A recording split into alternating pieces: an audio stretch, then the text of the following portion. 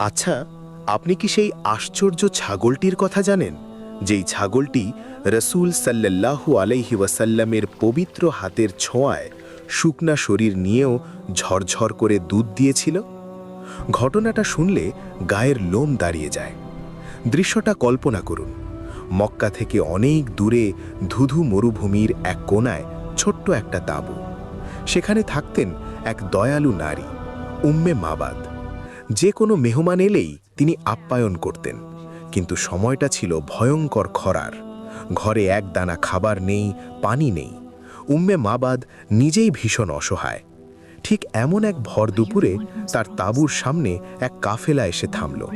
কাফেলার একজন মানুষের চেহারা থেকে যেন নূর ঠিকরে পড়ছিল। তিনি বিনীতভাবে উম্মে মাবাদকে বললেন, খাবার বা পান করার মতো কি কিছু হবে? আমরা দাম দেব। উম্মে মাবাদের কলিজাটা